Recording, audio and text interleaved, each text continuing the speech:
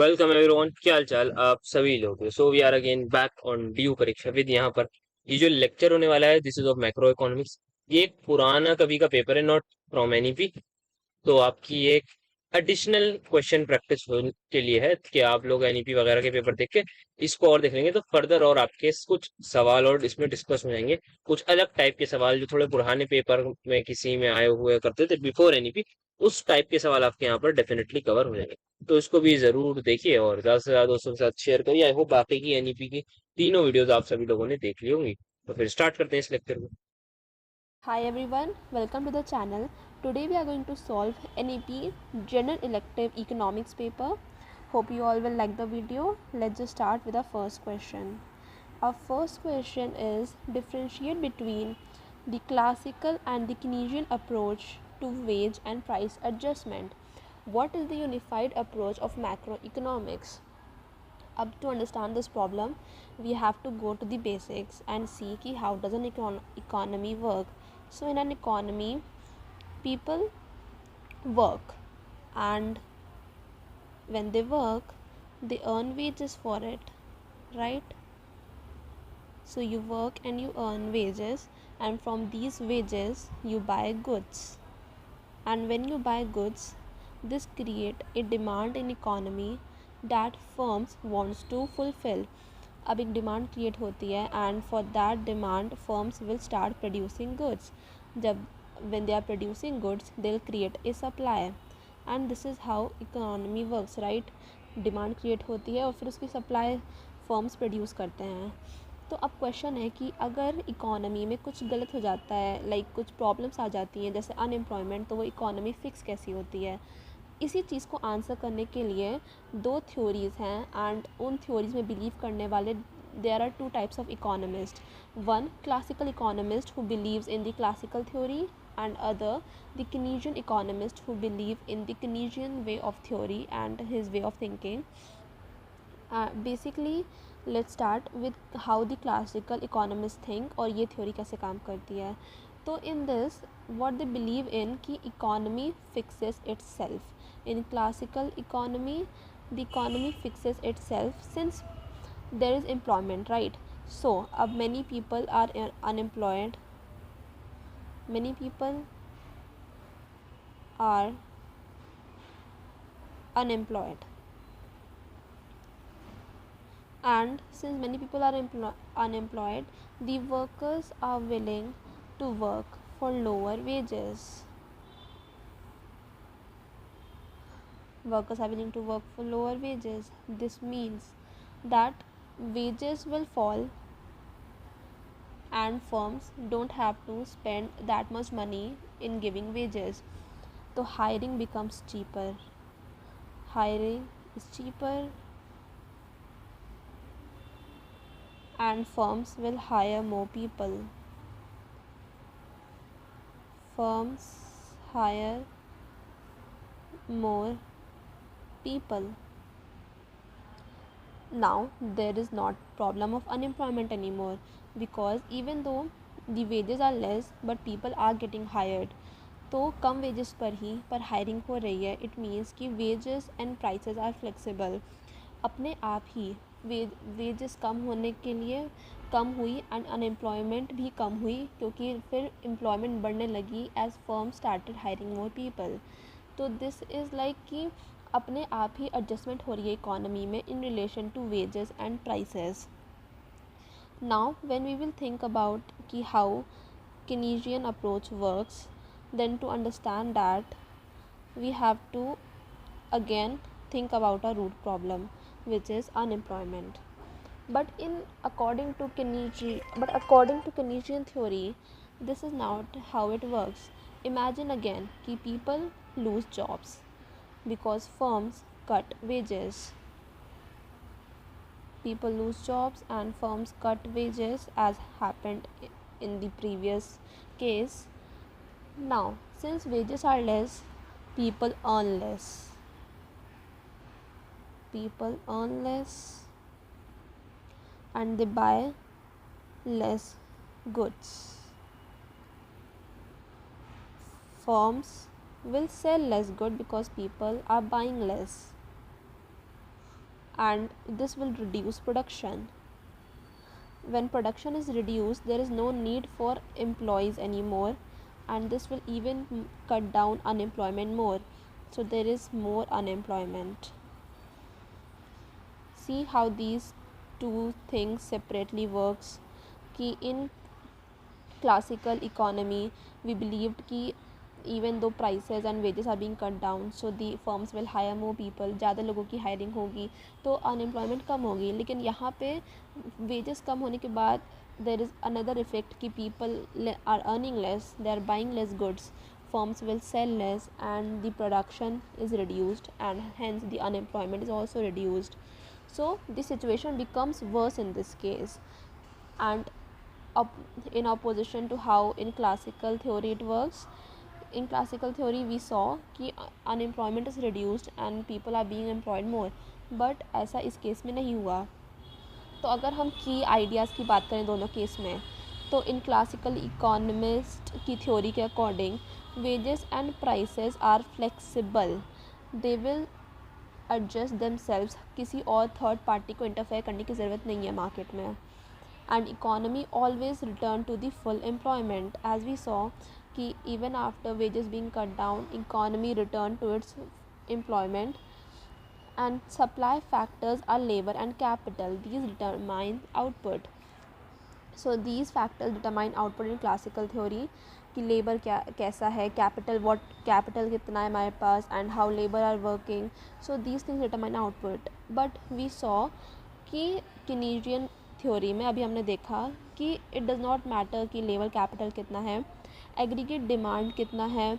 Demand था less goods का क्योंकि people were buying less goods, तो that will determine output in Keynesian theory. And economy can get stuck in unemployment क्योंकि ये अपने आप तो एडजस्ट हो नहीं रहा है. It takes time for the economy to adjust itself. So there is also this thing कि economy can get stuck in unemployment. And prices don't adjust quickly, as we just saw. So these are the ideas that differentiate classical theory and Keynesian theory. Now on to the last part of the question, what is the unified approach of macroeconomics? So in the unified approach, it is believed कि economy behaves in Keynesian manner due to wages and price rigidities. Keynesian manner में कब behave कर रही है economy, जब prices and wages are rigid, and this happens in short run for some time. Short run means for some time ऐसा case हो रहा है. But in long run, it behaves according to the classical view. After some time, prices and wages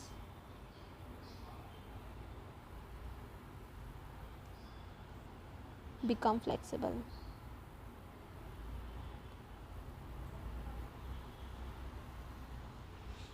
and full employment is restored. So unified approach का यही मतलब होता है कि इकोनॉमी दोनों वेज़ में बिहेव करती है, but it just simply depends कि क्या टाइम चल रहा है. अगर शॉर्ट रन है, देर इज़ जस्ट 1-2 महीने की बात कर रहे हैं हम, तो ऐसा होगा कि प्राइसेस एंड वेजेस रिजिड रहेंगे. And in the long run classical view के अकॉर्डिंग चीज़ें हो जाएंगी, अपने आप इकोनॉमी रिस्टोर हो जाएगी एंड फुल एम्प्लॉयमेंट भी आ जाएगी. सो this is basically how the economy works. On to our next question. From the following data, calculate private and government savings. इस डेटा से हमें प्राइवेट एंड गवर्नमेंट सेविंग्स निकालनी है. तो पहले ब्रीफ में डिस्कस करते हैं कि प्राइवेट एंड गवर्नमेंट सेविंग्स क्या है. सो सबसे पहले people earn money and they spend it on, either you first pay taxes and then basic सारे गुड्स एंड सर्विसेज पे, या कहीं भी अगर पैसे जा रहे हैं तो वो कंजम्पशन के अंडर आता है. So there are taxes and then consumption. 2 constitutes में पैसे डिवाइड होते हैं. इसके बाद जो बचता है that's called saving, and if ये हाउस होल्ड्स और बिजनेसेस की बात करें तो that will be called private savings.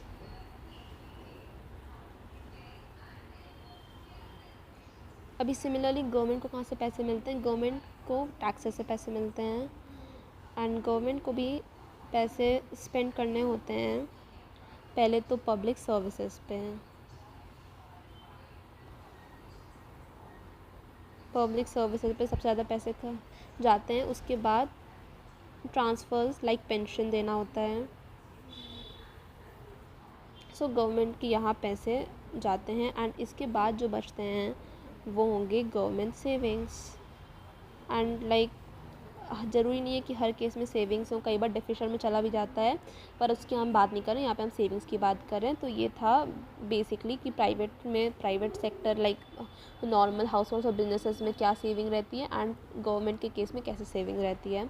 अभी हमें कैलकुलेट करना है private saving and government saving. तो पहले प्राइवेट सेविंग के फॉर्मूला से स्टार्ट करते हैं। इसमें सबसे पहले वील टेक GDP,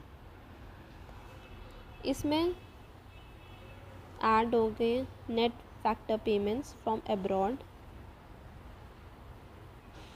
इसमें we will subtract all the things जहाँ पे हम पैसे स्पेंड कर रहे हैं लाइक टैक्सेस। फिर इसमें ऐड होगा transfers that we are receiving, and इन सब में से कंजम्पशन विल बी सब्ट्रैक्टेड। अभी इसमें इसकी बस वैल्यू पुट कर देनी है, और बहुत बेसिक सा क्वेश्चन है ये, बस वैल्यू पुट करके सॉल्व करना है, basic calculation. So GDP is for 8,000 plus NFA is -100 minus taxes which are 2,800 plus transfers which are 1,200, and इन सब में से सब्ट्रैक्ट होगा consumption which is 2,500. When we will solve this, we will get 3,800 as our private savings. अब we have to calculate government savings. So government saving का भी formula है, इसमें we are getting taxes, तो taxes में से we will subtract all the things जहाँ पे पैसे जा रहे हैं like transfers, and then government spending or government purchases, they are both the same thing, so I'll just write government purchases. And interest, government also spends money on interest that is paid on debt, so उसका भी we'll subtract उसका भी value. अब हम इसके भी value put on कर देंगे इसमें। सबसे पहले taxes is for 2,800 minus transfers 1,200 minus government purchases 1,500, and lastly interest which is for 250. इसका भी when you will calculate you will get -150. See, this is what I was talking about कि हर case में savings नहीं होती हैं। यहाँ पे if the government saving is -150 then that is not saving, that it means कि it is in deficit, हमारे पास पैसे कम है, we are in deficit now, तो this is not the case of government saving, it is in deficit now, but still हमारी value यही आएगी क्योंकि वैल्यू से हम इसे गवर्नमेंट सेविंग ही कहेंगे, but it is in deficit. So ये बेसिकली इस वजह से हुआ है क्योंकि जितने पैसे गवर्नमेंट को टैक्सेस से मिल रहे हैं उससे ज़्यादा उसे देने पड़ रहे हैं ट्रांसफर्स, गवर्नमेंट परचेजेस और इंटरेस्ट में। So in this case the value will be in minus. तो ये था government savings and private saving. Now let's move on to our next question. Does the price index help to measure the inflation rate, and with the help of given data calculate the rate of inflation for each year, and 2013 is a base year. So पहले what is inflation? Inflation we can understand by simply think कि price level है और over the time year by year उसमें क्या changes आ रहे हैं। अगर वो प्राइस लेवल इंक्रीज़ हो रहा है देन वो इन्फ्लेशन है, एंड हम इसे समझ सकते हैं कंज्यूमर प्राइस इंडेक्स से या फिर प्राइस इंडेक्स से, क्योंकि प्राइस इंडेक्स दिखाता है कि कैसे जो रेट ऑफ थिंग्स हैं और जो प्राइस लेवल है उसमें क्या चेंजेस आ रहे हैं year by year and over the time. तो इसी वजह से हमें price index and consumer price index देख के हमें पता चल पाता है कि इन्फ्लेशन हो भी रहा है या नहीं। तो इन्फ्लेशन तब होगा जब वो जो प्राइस लेवल है, एक जनरल प्राइस लेवल है चीज़ों का, वो over the years over the time increase कर रहा है। और ये चीज़ हम कैसे समझ सकते हैं? प्राइस इंडेक्स से, क्योंकि प्राइस इंडेक्स ही हमें दिखाता है कि क्या चेंजेस आ रहे हैं प्राइस लेवल पे। और इस क्वेश्चन पे हमें कैलकुलेट करना है हर साल का लेवल ऑफ इन्फ्लेशन। तो इसके लिए एक फॉर्मूला होता है which is inflation rate equals to CPI consumer price index current level पे माइनस CPI प्रीवियस ईयर का। इसमें हम एक साल पहले का CPI यानी कंज्यूमर प्राइस इंडेक्स लेके सब्ट्रैक्ट करते हैं एंड फिर उसी से CPI से it will be divided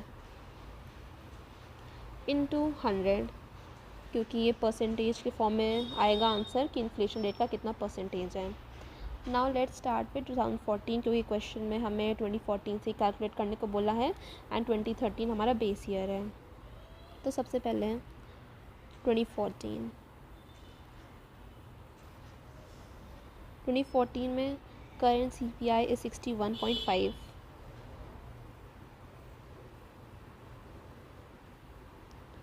minus एक साल पहले का यानी 60.0 divided by 60.0 into 100 equals to, इसको हम कैलकुलेट करेंगे तो इसकी वैल्यू आएगी बेसिकली दिस 0 एंड आगे कैलकुलेट करने पे आना चाहिए ये approximately 2.5%। This is for 2014। Same हमें करना है 2015 के लिए। Current CPI which is 65 minus previous year का CPI which is again 61.5 and इसी से डिवाइड भी हो जाएगा 61.5 इंटू 100। इसको हम कैलकुलेट करेंगे तो इसका परसेंटेज आएगा approximately, it will B approximately 5.69%. Now inflation in 2016, इसका करेंट प्राइस इंडेक्स है 64.5 subtracted by a year previous 65 and also divided by the same into 100 and इसका परसेंटेज रेट आएगा अप्रॉक्सीमेटली -0.77%। सो ये माइनस में चला गया, यानी इन this case there is deflation not inflation, क्योंकि हमारी वैल्यू जो आई है वो माइनस में आई है। And deflation is the exact opposite of inflation, general decrease in price level over time.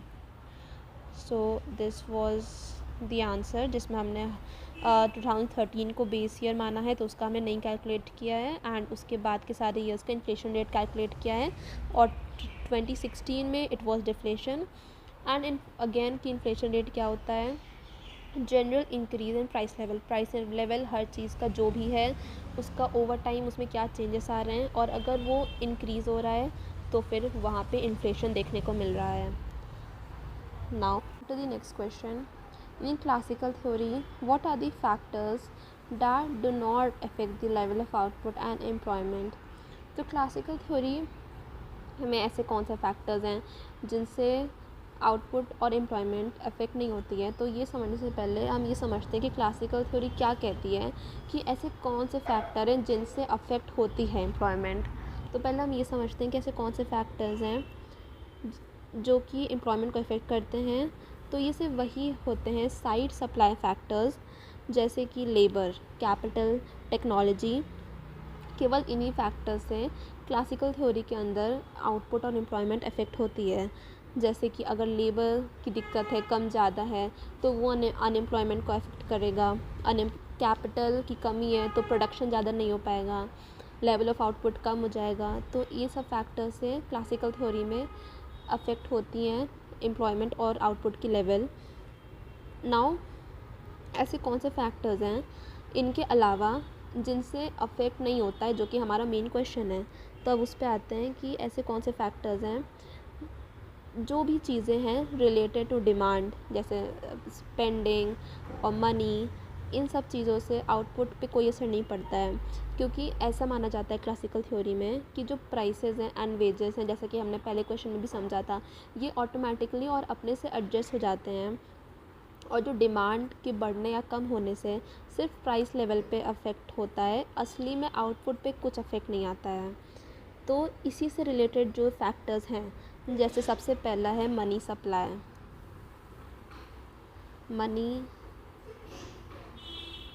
Supply, तो इसमें अगर हम पैसे बढ़ा रहे हैं उससे सिर्फ प्राइस लेवल बढ़ेगा, आउटपुट सेम रहेगा। So only price level increase and output is same.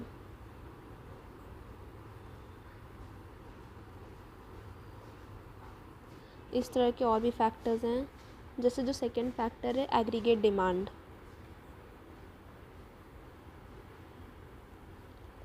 Aggregate demand, demand के ज़्यादा होने से या कम होने से सिर्फ इस पे इफ़ेक्ट पड़ेगा कि वो उसके प्राइसेस क्या हैं, बट आउटपुट अभी भी उतना ही रहेगा, फुल एम्प्लॉयमेंट अभी भी रहेगी एंड प्रोडक्शन पे कोई असर नहीं आएगा, ओनली प्राइस पे असर आएगा। क्योंकि इनके अकॉर्डिंग, क्लासिकल थ्योरी के अकॉर्डिंग, अभी भी फुल एम्प्लॉयमेंट है and due to full employment तो इवन द डिमांड में इंक्रीज और decrease but prices will not change. Hence same thing, only production will change.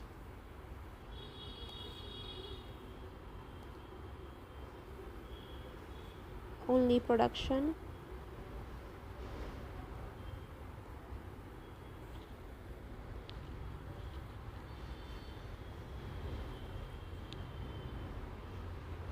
okay, sorry, by mistake I said production, not production, only price level will change। जैसा कि हमने पहले देखा था first factor में, only price level will change and not production, because there is still employment and employment हमेशा full पे रहती है in classical theory. Now next factor is government spending.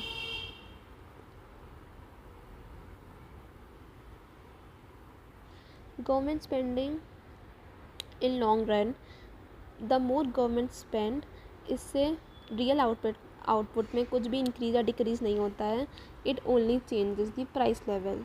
So again classical theory में हर factor में यही बात करी जा रही है कि आप कोई भी फैक्टर जो कि सप्लाई से रिलेटेड नहीं है, लाइक लेबर, कैपिटल, टेक्नोलॉजी, उन फैक्टर्स को हटा के जो भी अलग फैक्टर्स हैं जैसे money supply and aggregate demand and now government spending, इनको हम जितना भी फैक्टर्स को ईदर वी इंक्रीज देम और डिक्रीज देम, इससे कोई भी इफ़ेक्ट नहीं आएगा हमारे रियल आउटपुट पे, यानी प्रोडक्शन पे या एम्प्लॉयमेंट पे।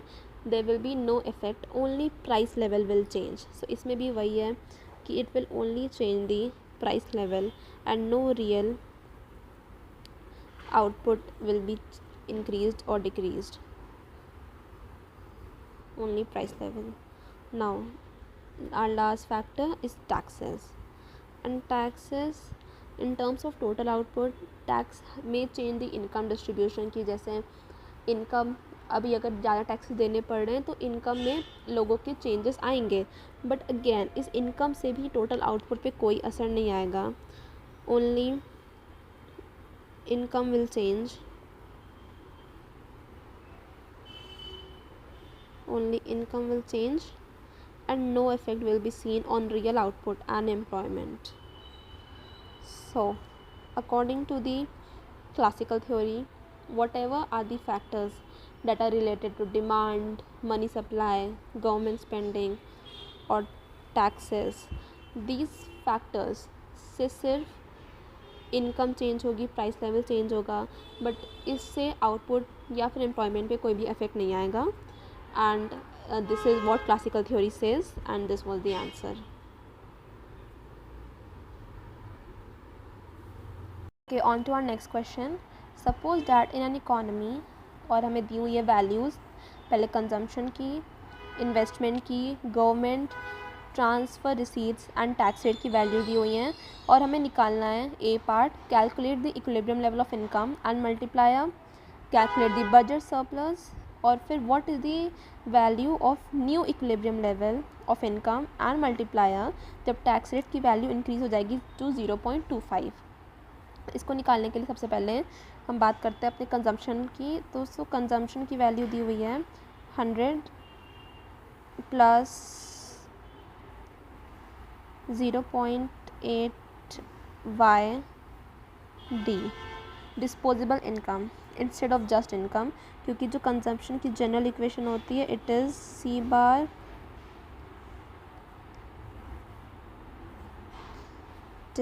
बार प्लस MPC and Y.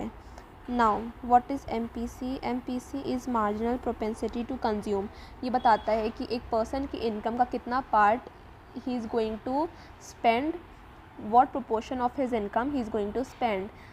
इसका फॉर्मूला भी होता है delta C upon delta I which is change in consumption upon change in income. So ये बताता है कि इनकम का कितना पार्ट स्पेंड होने वाला है instead of save. This is our consumption function. Now let's talk about our disposable income. So disposable income is given by YD equals to, इसकी फॉर्मूला होती है income minus taxes plus transfer receipts. इससे हमें इसका मतलब भी समझ में आता है कि जो इनकम है उसमें से जब आप टैक्सेस स्पेंड कर लेते हो एंड आपको ट्रांसफ़र रिसीट्स ऐड कर लेते हो तो जितना बचता है वो आपकी डिस्पोजेबल इनकम है, यानी आपने टैक्सेस में स्पेंड कर दिया है and now rest of your income is just disposable income. Now we will calculate the value of taxes because हमें सिर्फ टैक्स रेट दिया हुआ है. सो टैक्सेस हो जाएंगे tax rate into income, and अभी इनकम नहीं दी हुई तो we will just put Y. अभी इसको हम सबको वाई के डिस्पोजेबल इनकम के फॉर्मूला में पुट करेंगे. सो हो जाएगा ये Y minus 0.2 Y plus 150 which is 0.8 Y plus 150. अभी इसको हम पुट करेंगे अपने कंजम्पशन फंक्शन में. तो हमारा कंजम्पशन फंक्शन है C equals to 100 plus 0.8 into 0.8 Y plus 150. So this is 100, ये मल्टीप्लाई हो जाएगा तो 0.64 वाई plus this will also be multiplied and 120. 100 plus 120 220 plus 0.64 Y. This is our consumption function.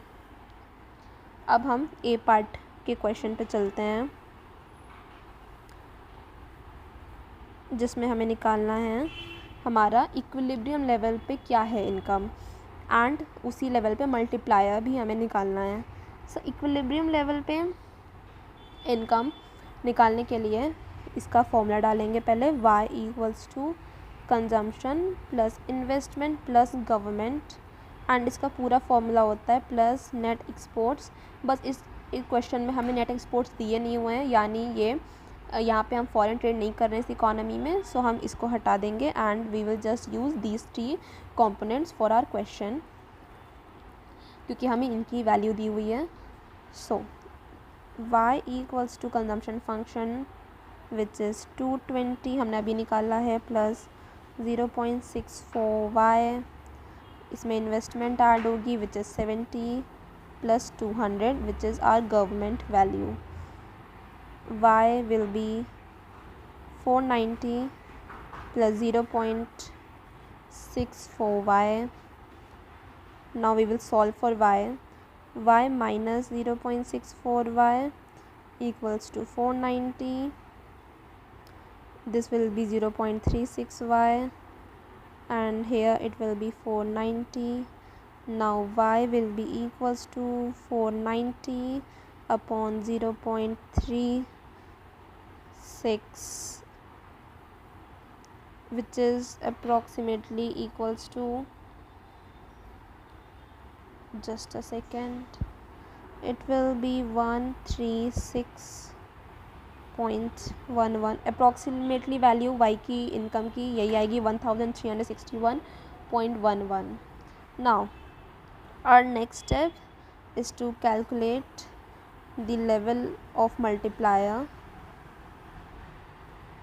So we are going to calculate this by using its formula. Multiplier का formula है k equals to 1/1 minus MPC यानी कि small c into 1 minus t. T is our tax rate. So we are going to calculate our multiplier with the help of this formula और हम values put करेंगे. 1 minus c की value है 0.8 and 1 minus tax rate is 0.2. So 1/1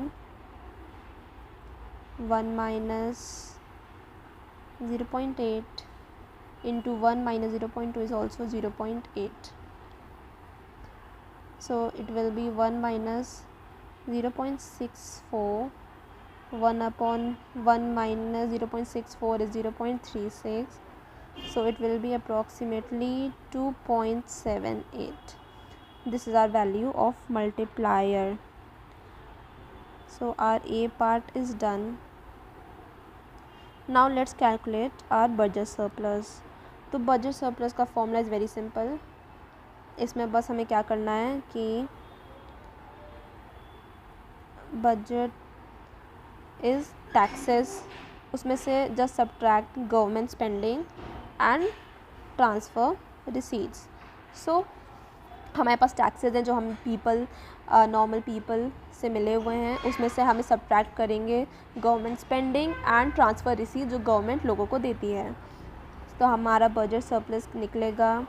पहले हम tax निकाल लेते हैं क्योंकि अब हमारी इनकम की वैल्यू पता चल गई है. तो tax rate multiply by 1361.11, it will B approximately 272.22.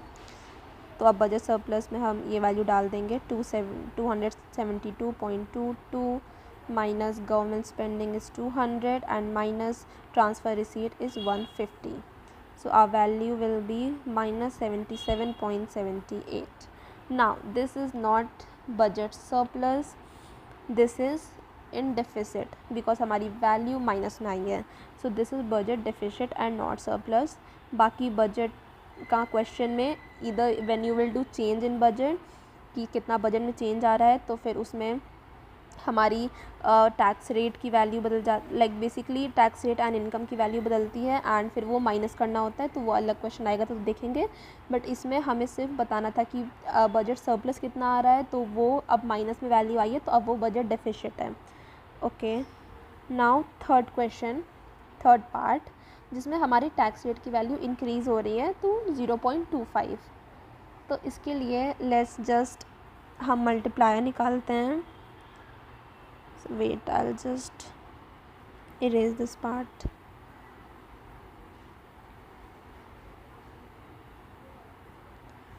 तो हमारे नए टैक्स रेट के साथ हम मल्टीप्लायर निकालते हैं. सो नाउ के will be 1/1 minus 0.8 and our new tax rate is 1 minus 0.25. 1 minus 0.8 into 1 minus 0.25 is 0.75.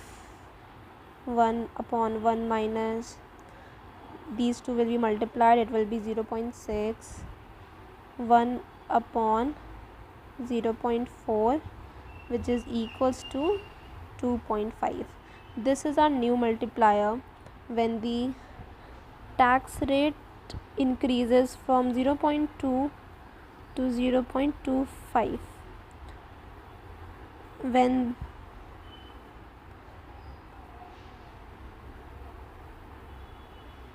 When this happens,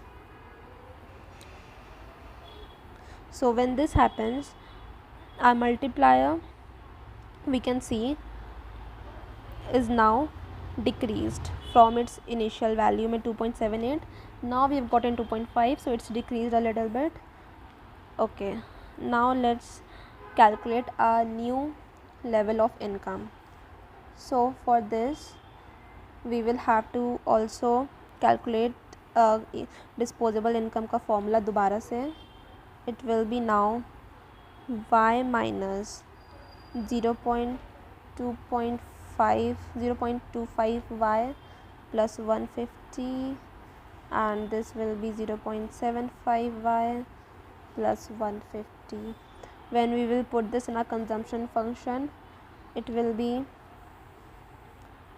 220 plus 0.6y. इसको हम वैसे ही पुट करेंगे दोबारा से जैसे हमने पहले वाले केस में पुट किया था. मैं पूरा पुट करके नहीं दिखा रही हूँ, but you all will get the point. So now we are going to erase the budget surplus वाला part.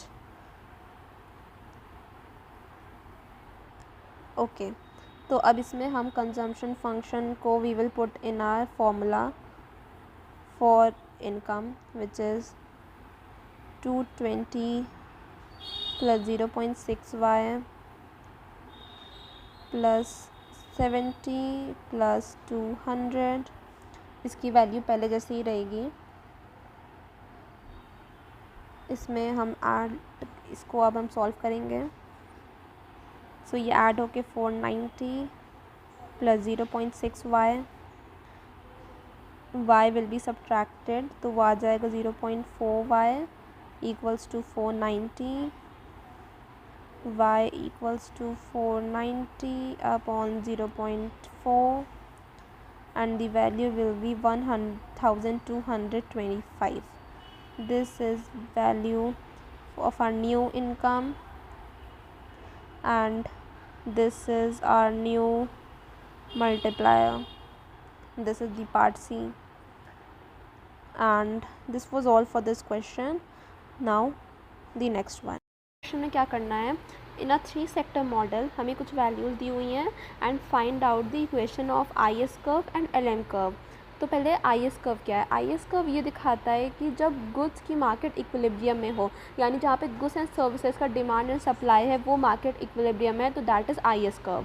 L M curve money market का इक्विलिब्रियम दिखाता है. इफ़ मनी का supply and demand is in equilibrium then that is can be shown with the help of L M curve. तो अब इन दोनों के formula भी होते हैं एंड ये कॉम्बिनेशन दिखाता है इनकम एंड इंटरेस्ट रेट का, एंड इनके सेपरेट फार्मूला होते हैं. जैसे आई एस कर्व का फॉर्मूला हो गया y equals to C consumption plus investment plus government spending, and L M का फॉर्मूला सिंपल होता है L equals to M, and इन्हीं दोनों फार्मूला की हेल्प से ही हम ये इक्वेशन निकाल पाएंगे. यहाँ पे L इक्वल्स टू M का क्या मतलब होता है, लिक्विडिटी प्रेफरेंस है ये, एंड ये मनी सप्लाइड है. तो लिक्विडिटी प्रेफरेंस क्या होती है, लिक्विडिटी प्रेफरेंस होती है कि लिक्विडिटी वो कैश होता है या फिर वेल्थ होता है जो लोग अपने साथ होल्ड करके रखना चाहते हैं, तो that is liquidity preference. Equals to money supplied, तो मनी सप्लाइड है कि कितना ज़्यादा इकॉनमी में मनी अवेलेबल है, वो मनी सप्लाइड ये हम देख चुके हैं. जब ये दोनों चीज़ें इक्वल होती हैं, यानी ऐसा इकॉनमी जहाँ पे the money that people want to hold is equals to is balanced with the money that is available in the economy, so that is L M curve होता है वो. अभी हम निकालते हैं इक्वेशन. तो सबसे पहले आई एस कर्व का इक्वेशन निकालते हैं. तो इसके लिए पहले डिस्पोजेबल इनकम निकालना होगा क्योंकि हमें कंजम्पशन फंक्शन दिया हुआ है, बट इसमें डिस्पोजेबल इनकम लग रही है, एंड दैट उसकी वैल्यू निकालते हैं. So Y D equals to income minus taxes, ये मैं पहले ही बता चुकी हूँ. तो वाई डी हो जाएगा Y minus taxes which is 500. हम यहाँ पे 500 लिख देंगे. नाउ इसको पुट करते हैं कंजम्पशन फंक्शन के इक्वेशन में. सो 400 प्लस 0.8 एंड वाई डी की जगह y माइनस 500. ये इक्वेशन खोलेंगे, इसे सॉल्व करेंगे तो it would be 400 plus 0.8y minus 400. तो c would simply be 0.8y. Now अब हम c and i and g की वैल्यू y में पुट करके इक्वेशन निकालेंगे. So y equals to 0.8y plus 1400 minus 100 small i, ये इंटरेस्ट रेट दिखाता है एंड ये वैल्यू है आई की, प्लस जी इज़ 500। सो इसको सॉल्व कर लेंगे, खोल के सिंप्लीफाई कर लेंगे। 0.8y plus 1900 minus 100i, then again y इधर आ जाएगा, so it would B 0.2y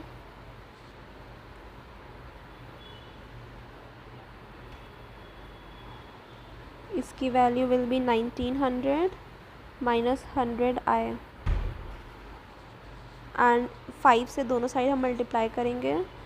so finally आ जाएगा y equals to 9500 minus 500 small i. 5 से दोनों साइड मल्टीप्लाई करने से एक यूनिफॉर्मिटी आ गई है एंड y के टर्म्स में इक्वेशन आ गई है जैसी हमें चाहिए। So this is our IS curve.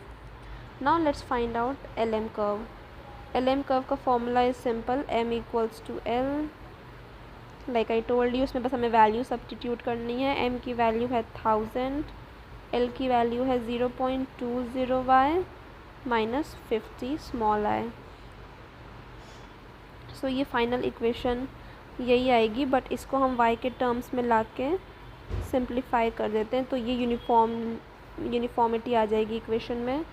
So y when we will multiply by 5 from both side, तो ये हो जाएगा y हो जाएगा इक्वल्स टू 5000, ये 1000 हम इधर ले आ रहे हैं,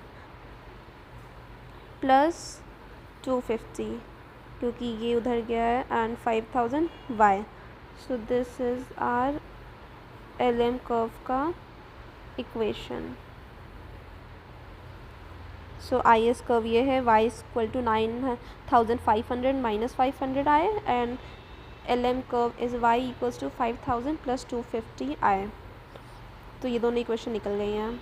नाउ ये क्वेश्चन कंप्लीट है। ऑल्सो एक चीज़ और कि जो LM कर्व होता है उसकी स्लोप अपवर्ड बनती है। ये क्यों बनती है ये भी आप समझ लो, क्योंकि हायर इनकम से ज़्यादा मनी डिमांड होती है एंड इंटरेस्ट रेट बढ़ जाता है, तो इस वजह से LM कर्व की स्लोप अपवर्ड्स बनती है। LM कर्व स्लोप अपवर्ड्स, ये एक चीज़ है जो याद रख लेना। बाकी this question is done. Next question है, इसमें हमें पिछले क्वेश्चंस के ही कॉन्टेक्स्ट का यूज़ करना है और simultaneous equilibrium for IS and LM curve. तो बेसिकली साइमल्टेनियस इक्विलिब्रियम का यहाँ पे यही मतलब हुआ कि जब IS and LM equations equal आ जाएंगे जिस पॉइंट पे, वो वहाँ का इक्विलिब्रियम हो जाएगा एंड हमें वही फाइंड आउट करना है। तो इसके लिए बस हमें दोनों इक्वेशंस को इक्वेट करना है। So 9500 minus 500 I equals to 5000 plus 250i। इसको सॉल्व करेंगे, i की टर्म्स एक साइड एंड नंबर्स एक साइड।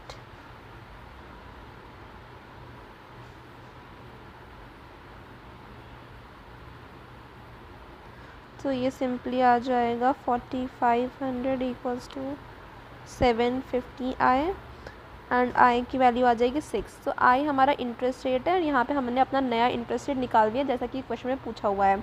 अब नए इंटरेस्ट रेट, नए इक्विलिब्रियम इंटरेस्ट रेट हुआ ये, और इसके साथ साथ हमें नया आउटपुट, इन्वेस्टमेंट एंड कंजम्पशन भी निकालना है।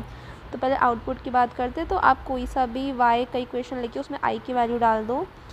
मैं IS कर्व का ले रही हूँ, सो 500 एंड यहाँ पे 6, तो ये आ जाएगा 9500 minus 3000 and lastly 6500। So this is our new output and also equilibrium output. तो थर्ड स्टेप पे अब नया कंजम्पशन फाइंड आउट करना है। उसके लिए हमें नया डिस्पोजेबल इनकम निकालना होगा। तो पहले वही निकाल लेते हैं,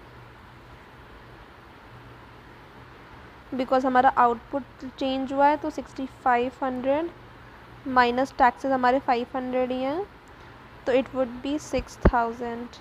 now we will put this value in our consumption की equation. So 400 plus 0.8 into 6000,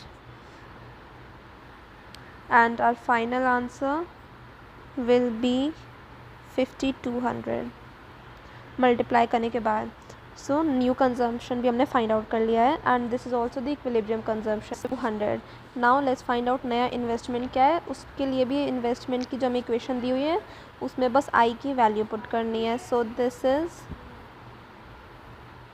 1400 minus 100 into 6 and answer आएगा somewhere around 800। So this fourth part of our question is done. अभी हमें लेट्स सी कि third part of our question is done.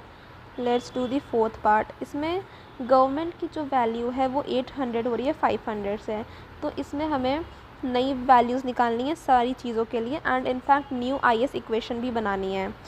So let's just do that. तो I S equation का formula is Y equals to C plus I plus ji.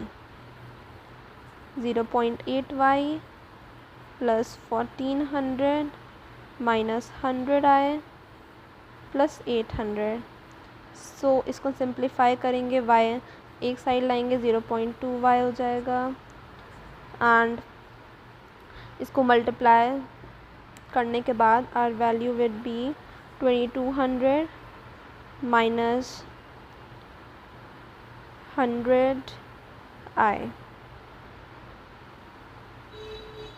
And multiply करेंगे दोनों side 5 से ताकि uniform equation बन जाए and it would be 11,000 minus 500i। This is our new I S curve equation. अब हमें equilibrium दोबारा से फाइंड आउट करना होगा ताकि हम बाकी चीज़ें निकाल सकें। तो 11,000 माइनस 500i इक्वल्स टू 5,000, यही वाली इक्वेशन हम दोबारा से पुट कर रहे हैं, प्लस 250i एंड नंबर्स को एक साइड, तो इट वो माइनस होके 6,000 एंड ये प्लस हो जाएगा 750i एंड अब हमारी i की वैल्यू आ रही है 8। तो ये हमारा नया इंटरेस्ट रेट का वैल्यू है एंड अब हमें दोबारा से नए आउटपुट, नया कंजम्पशन एंड नया इन्वेस्टमेंट निकालना है। तो लेट्स डू दैट। सबसे पहले लेट्स फाइंड आउट कि नया आउटपुट क्या होगा।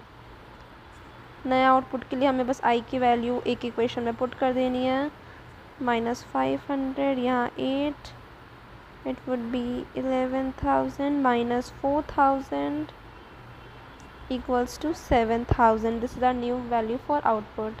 Now let's find out new consumption क्या होगा, जिसके लिए again हमें दोबारा से new disposable income निकालनी होगी। I will just erase this part. Okay. So नया consumption के लिए नया disposable income, क्योंकि हमें नया output भी मिला हुआ है, 7,000 minus 500 because the taxes are same, so it would be 6,500 this time around. इसको हम कंजम्पशन में डाल देंगे, 400 plus 0.8 into 6,500, 400 plus ये मल्टीप्लाई होके 5,200 and our answer will be 5,600. ये है कंजम्पशन की वैल्यू। लास्टली हमें निकालना है न्यू इन्वेस्टमेंट एंड ये क्वेश्चन कंप्लीट हो जाएगा। इसके लिए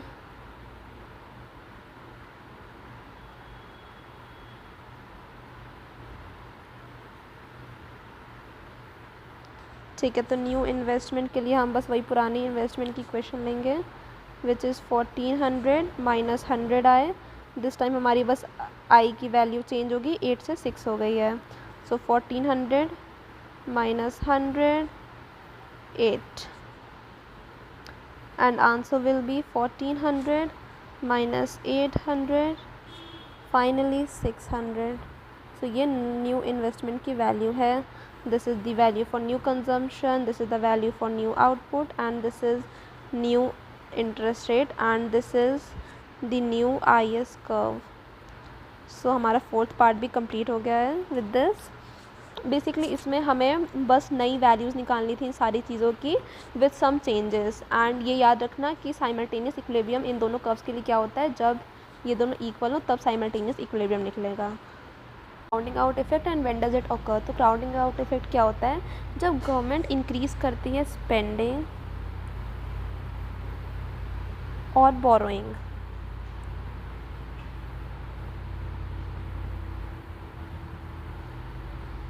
तो इंटरेस्ट रेट क्या होता है, इंक्रीज़ करता है। इससे क्या होता है, जो प्राइवेट इन्वेस्टमेंट होती है वो डिक्रीज़ करती है। कैसे, तो जब इंटरेस्ट रेट बढ़ेगा तो लोन्स लेना एक्सपेंसिव हो जाएगा, तो बिजनेसेस इन्वेस्ट करना कम कर देते हैं and they stop taking loans as well. तो प्राइवेट इन्वेस्टमेंट गिर जाती है। अब गवर्नमेंट के इस एक्शन की वजह से, जिससे वो मार्केट से मनी ले रही है, वो बोरो कर रही है, तो प्राइवेट बिजनेसेस के इन्वेस्टमेंट के लिए पैसे कम हो जा रहे हैं। ये होता है crowding out effect. Businesses borrow कम करते हैं, इन्वेस्टमेंट डिक्रीज़ हो जाती है। तो ये reduction in private investment due to government की spending, this is crowding out. अभी फॉर एग्जांपल गवर्नमेंट मान लो बहुत सारे प्रोजेक्ट स्टार्ट कर देती है और बैंक से हेविली बोरो करना स्टार्ट करती है, तो डिमांड क्या होगी, मनी की इंक्रीज़ होगी, इंटरेस्ट रेट भी बढ़ेंगे एंड लोन्स एक्सपेंसिव हो जाएंगे, तो private firms will reduce their borrowing. And now when does it occur, तो it occurs when government increases expenditure. Second point, money supply जो है वो फिक्स्ड रहता है, money supply do not increase, it remains fixed. And another point would be, demand बढ़ जाती है, demand for money increases and interest rate बढ़ते हैं, वो तो बता ही दिया, एंड प्राइवेट इन्वेस्टमेंट कम हो जाती है। तो जब ये सारे फैक्टर्स काम करते हैं, देन यू कैन सी कि देन यू विल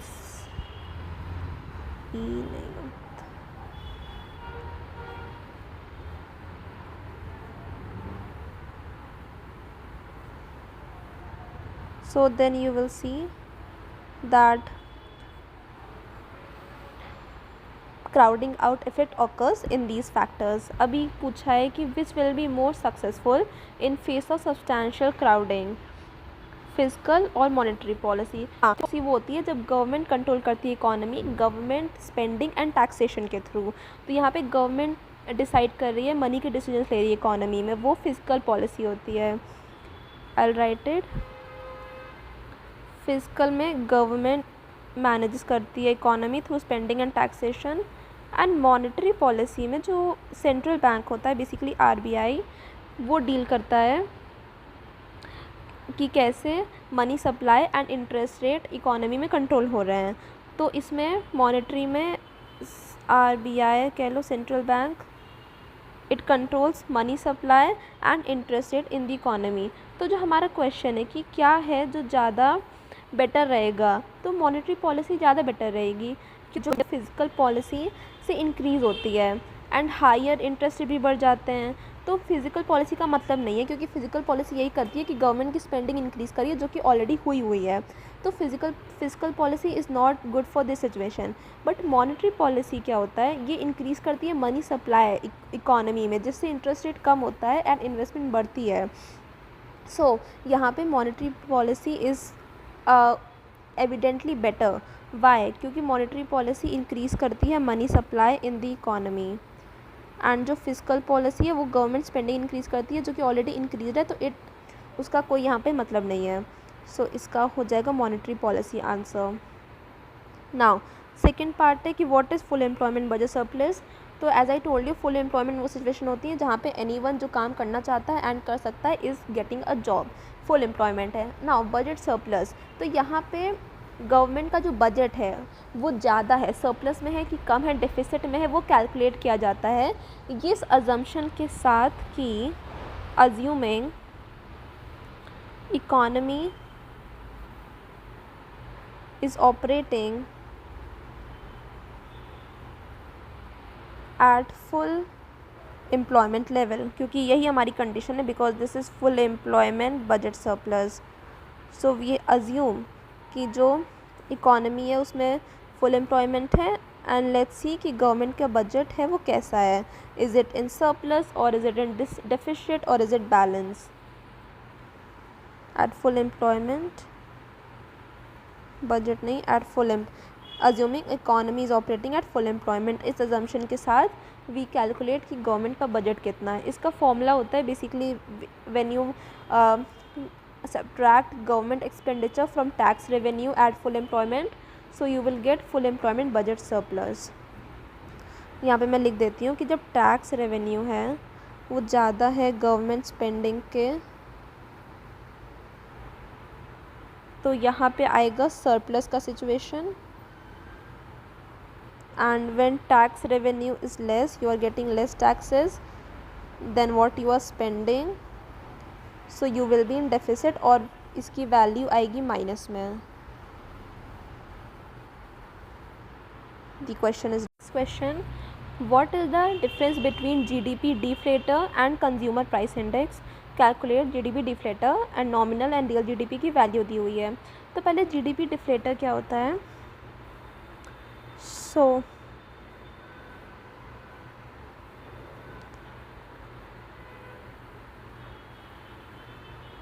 ओके, तो GDP deflator is a measure of prices of all goods and services का जो प्राइस लेवल है उसका मेजर करते हैं, एंड इसका एक कंडीशन रहता है कि it should be like produced within the country, like domestically produce goods का प्राइसेस यू मेजर कि उसका प्राइस लेवल क्या चल रहा है, and if the price level has increase और what, so it is basically एक प्राइस लेवल का मेजर है, मेजर ऑफ प्राइस लेवल, ठीक है, domestically produce goods and services का। नाउ इसका फॉर्मूला होता है एक जिससे हम अभी निकालेंगे, nominal upon real GDP into 100। सो इस फॉर्मूला के यूज़ करके हम ये निकालने वाले हैं। उससे पहले लेट्स अंडरस्टैंड कि कंज्यूमर प्राइस इंडेक्स क्या है, ये दोनों एक दूसरे से अलग कैसे हैं। तो अब जो कंज्यूमर प्राइस इंडेक्स है CPI, ये एक एवरेज प्राइस लेवल का मेज़र करता है, average price level of goods and services purchased by consumer, of goods and services purchased by consumers।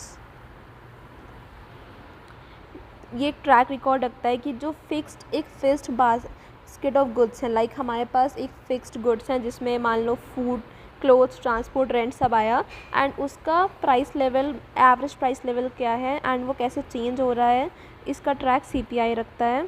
इन दोनों में डिफरेंस यही है कि जो जीडीपी डिफ्लेटर है वो डोमेस्टिकली प्रोड्यूस गुड्स कवर करता है, domestically produced goods, right, and services as well, and जो CPI है वो सिर्फ कंज्यूमर गुड्स एंड सर्विसेज का ट्रैक रखता है, कंज्यूमर गुड्स एंड सर्विसेज जो परचेज हो रहा है, इट कवर्स डैट। इसमें जीडीपी डिफ्लेटर में because you have to calculate for the GDP, तो इसमें इन्वेस्टमेंट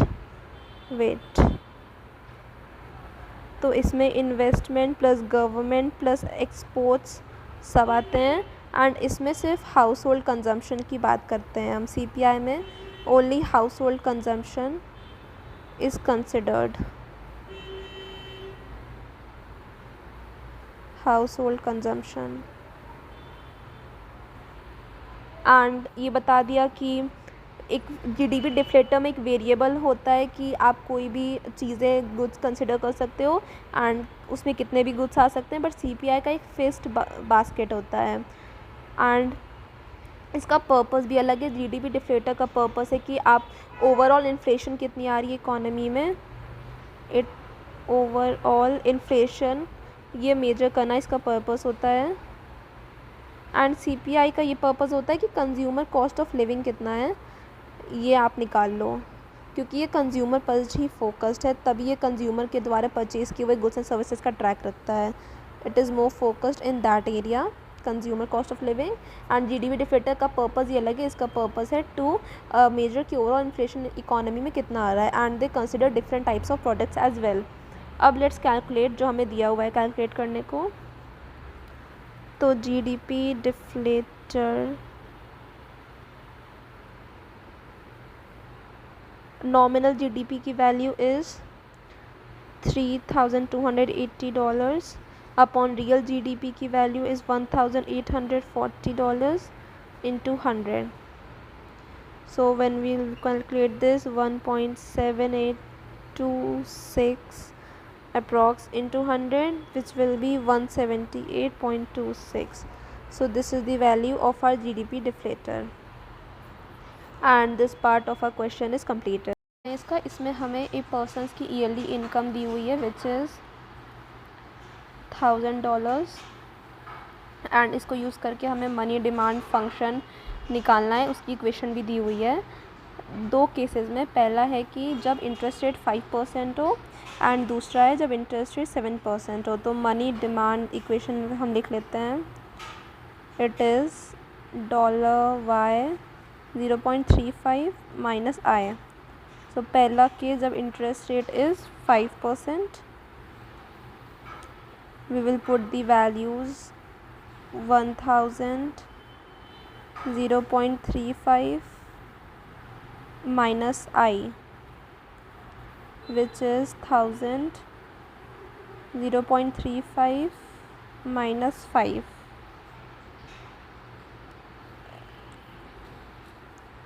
एंड इसको हम इस तरह नहीं लिखेंगे. इसको 1,000 0.35 माइनस 0.05 इसको 100 से डिवाइड करके लिखेंगे. Our answer will be 1,000 into 0.30. Finally 300 is the value of money demand when the interest rate is 5%. Now when the interest rate is 7%, तो क्या आंसर आएगा? 1,000 into 0.35 माइनस इसको भी 100 से डिवाइड करके 0.07, 1,000 into 0.28 and lastly it will be 280. So money demand is 280. You can see when the interest rate is rising, the money demand कम हो रही है, and when interest rate is less, money demand is still higher than that. So ये अगला हम diagram से effect बताना है change in income on money demand curve. तो सबसे पहले लेट्स मेक इनकम इंक्रीज़ होगी तो money demand curve right shift होगा, एंड जब इनकम डिक्रीज़ होगी जब इनकम इंक्रीज़ तो demand curve will shift right, and when income will decrease so it will shift left. And income कब increase करती है? जब इंटरेस्ट रेट कम हो तो इन्वेस्टमेंट बढ़ेगी, इनकम इंक्रीज़ करेगी एंड मनी डिमांड भी इंक्रीज़ करेगा. जब इंटरेस्ट रेट बढ़ा है तो इन्वेस्टमेंट कम एंड इनकम भी कम होगी, मनी डिमांड भी कम होगा. तो लेट्स से कि यहाँ इंटरेस्ट रेट है एंड ये मनी डिमांड है, तो इसका एक ऐसा कर्व बन रहा है. बट जब हमारा इंटरेस्ट रेट कम है तो मनी डिमांड ज़्यादा रहेगी एंड इनकम भी ज़्यादा रहेगी. तो हमारा curve I will show you कैसे होगा. इंटरेस्ट रेट ज़्यादा है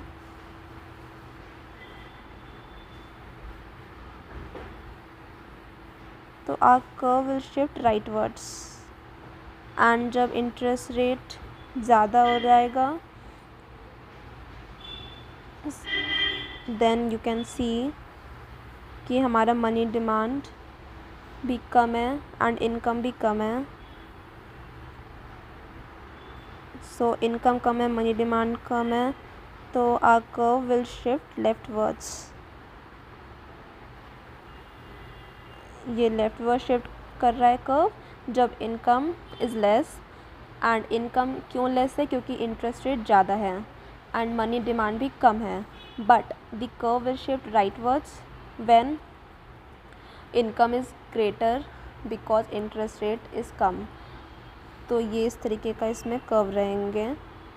एंड क्या इफ़ेक्ट पड़ रहा है इनकम का इस कर्व में. एंड नाउ सारे क्वेश्चंस कंप्लीट हो चुके हैं. So this was the end of this paper. इसके सारे क्वेश्चंस कवर हो गए हैं and thanks for watching. This question we are being asked to find out actual budget surplus and full employment budget surplus. Now what is full employment. Full employment ऐसी condition होती है जिसमें जो भी लोग काम करना चाह रहे हैं एंड काम कर सकते हैं उन्हें एम्प्लॉयमेंट मिल रही है. All those who are able to work and willing to work is working, like उन्हें एम्प्लॉयमेंट में दिक्कत नहीं आ रही है. That is full employment. क्योंकि कई बार नेचुरल एम्प्लॉयमेंट के केसेस होते हैं, जैसे कि कोई पढ़ाई पे फोकस कर रहा है, पढ़ाई कर रहा है, तो वो अभी वर्क काम नहीं कर सकता, so he is not being employed. वो अलग केसेस होते हैं, वो नेचुरल एम्प्लॉयमेंट के केसेस होते हैं. बट फुल एम्प्लॉयमेंट में जो भी लोग काम करना चाह सकते हैं एंड कर सकते हैं, जिनके पास स्किल्स हैं एंड जो काम करना चाहते हैं जो वेजेस पे, करंट वेजेस पे उन्हें जॉब मिल रही है, that is the full employment. अभी यहाँ पे हमें दी हुई है वैल्यूज़ फुल एम्प्लॉयमेंट की. फुल एम्प्लॉयमेंट आउटपुट के लिए फुल एम्प्लॉयमेंट आउटपुट पे वाई का क्या वैल्यू यानी इनकम की क्या वैल्यू वो दी हुई है, स्टार साइन से डिफ्रेंशिएट किए हैं. 1000 है विच इज़ एक्चुअल आउटपुट यानी कि एक्चुअल बजट सरप्लस यानी जो एक्चुअल सिचुएशन है उसका है, तो उसके लिए वाई की वैल्यू इज़ 1100. गवर्नमेंट की value is of course same for both which is 200. purchases of goods and services 200. Transfer payments TR is 20 and taxes is 0.2 y. 0.2 is the tax rate. Okay, so first we will find out budget. तो budget का formula बताया हुआ है. It is T taxes minus government minus transfer payments received. Now we will need to calculate our tax, क्योंकि हमें सिर्फ tax rate दिया हुआ है एंड वाई से मल्टीप्लाई करना होगा. सो 0.2 इंटू वाई का हम इस केस में पहले हम एक्चुअल बजट सरप्लस निकाल रहे हैं, तो हम वाई की ये वाली वैल्यू लेंगे which is 1100 equals to 220. So budget would be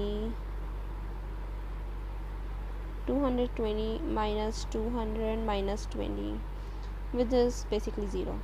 So यहाँ पे actual budget 0 है, यानी this means कि budget is balanced.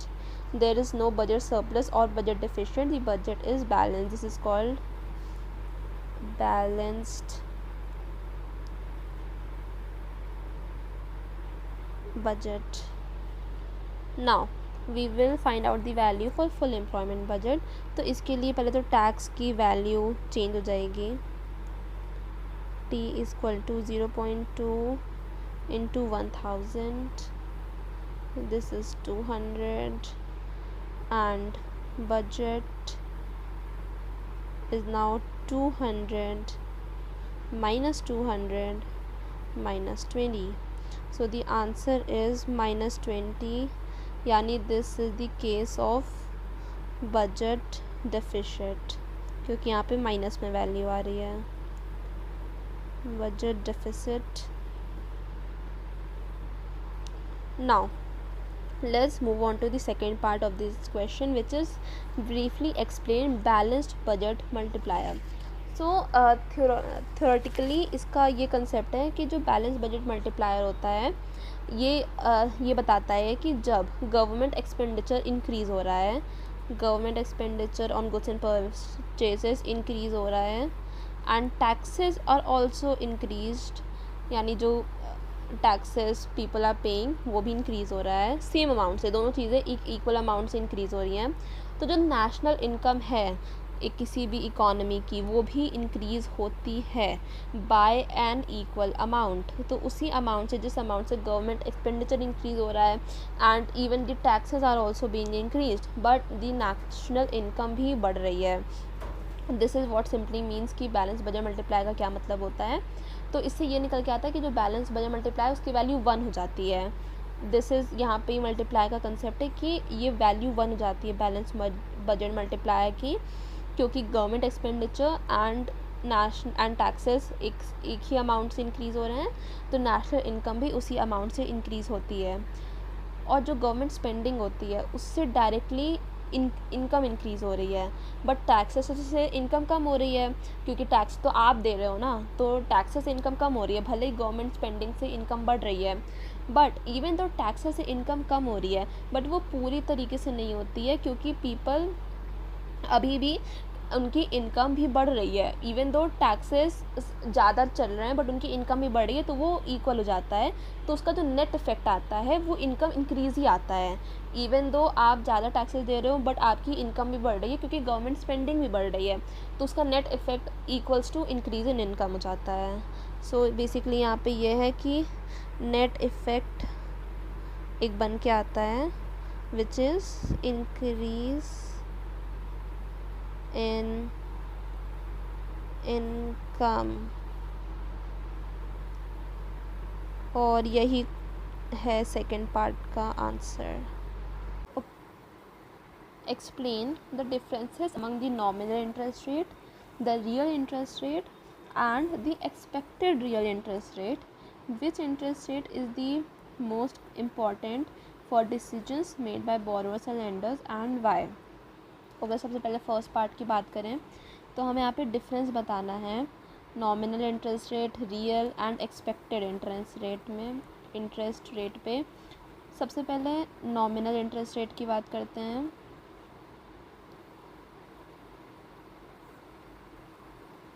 ये वो रेट होता है जो यू आर ईदर टोल्ड, ये आप देखते हो या तो आपको बताया जाता है।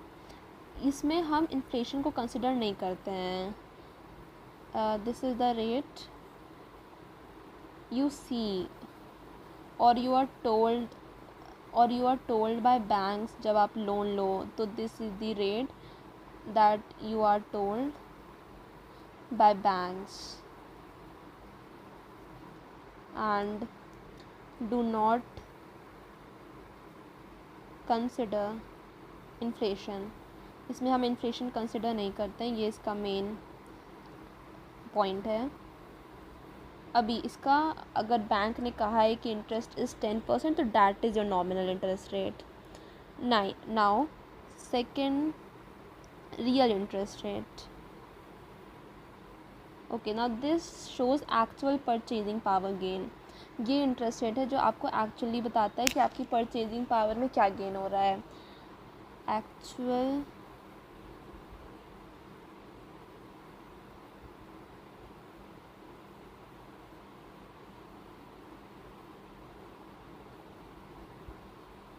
अभी परचेजिंग पावर गेन क्या होती है? परचेजिंग पावर पहले तो वो होती है, ये आप अपने पैसे से कितने गुड्स एंड सर्विसेज खरीद सकते हो। This is your purchasing power, कि आपका पैसा कितना चीज़ खरीद सकता है एंड हाउ मच गुड्स और सर्विसेज आपका पैसा खरीद सकता है, ये आपकी परचेजिंग पावर है। एंड परचेजिंग पावर गेन वो हो गया कि अगर आपका पैसा अब पहले से ज़्यादा गुड्स एंड सर्विसेज खरीद सकता है तो आपका गेन हुआ है परचेजिंग पावर में। This is your purchasing power gain. And real interest rate यही दिखाता है, ये इन्फ्लेशन को अपने नॉमिनल इंटरेस्ट रेट से हटा देता है, तब फिर रियल इंटरेस्ट रेट बनता है, जिसका फॉर्मूला यही होता है real interest rate equals to nominal rate minus inflation. This is your real interest rate. Now last है हमारा expected real interest rate। ये फ्यूचर में क्या इन्फ्लेशन होगा उसको कंसिडर करता है। This is based on expected inflation, like future में जो इन्फ्लेशन होगा उसको ध्यान में रखते हुए आज जो हम डिसीजंस लेते हैं ये उस पर बेस्ड होता है। Expected inflation.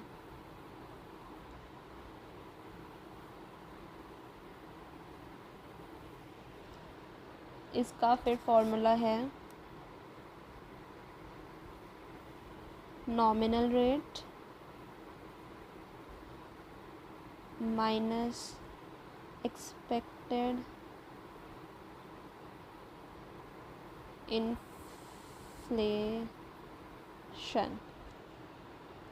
सो इसके की डिफरेंसेस एक बार और हम रिपीट करते हैं कि सबसे पहले नॉमिनल रेट में inflation is just not considered, real rate में इन्फ्लेशन कंसिडर होता है बट एक्चुअल इन्फ्लेशन जो अभी प्रेजेंट में चल रहा है वो कंसिडर करते हैं।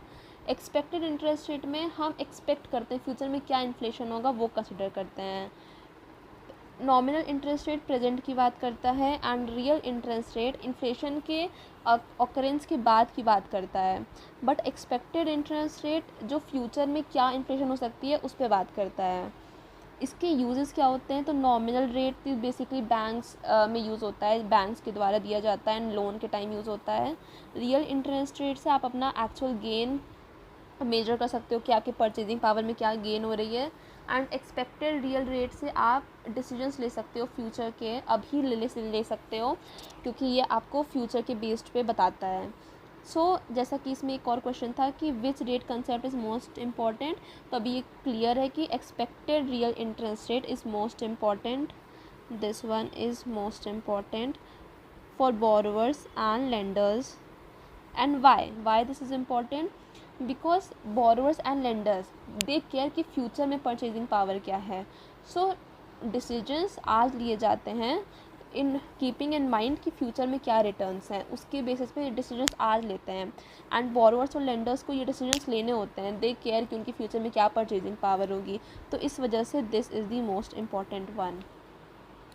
नाउ अभी सेकेंड पार्ट इज़ न्यूमेरिकल दिया हुआ है जिसमें nominal interest rate is 10%, calculate the expected real interest rate when the expected inflation is 4 and 5%.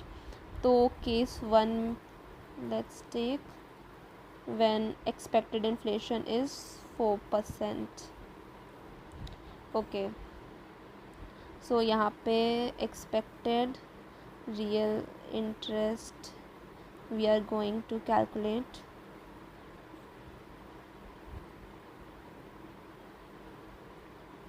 इसका formula is this, nominal rate minus expected inflation. Nominal rate is 10% minus expected inflation जो कि हम यहाँ पे पहले 4% ले रहे हैं, तो 10 माइनस 4, इसका आंसर इज़ 6%। केस 1 में हमारा expected real interest is 6%। Now अगर हम केस 2 में लेते हैं 5%, सो इसमें expected real interest will be simply 5%. so inflation जब 4% है तो हमारा एक्सपेक्टेड रियल इंटरेस्ट है 6%, एंड जब इन्फ्लेशन इज़ 5% तो our answer will be same, the expected real interest is 5%. So this was all. जब हायर इन्फ्लेशन है, यू कैन सी जब हायर इन्फ्लेशन है तो लोअर है हमारा रिटर्न, एंड जब लोअर इन्फ्लेशन है तो हायर रिटर्न है। Okay, now what is our question?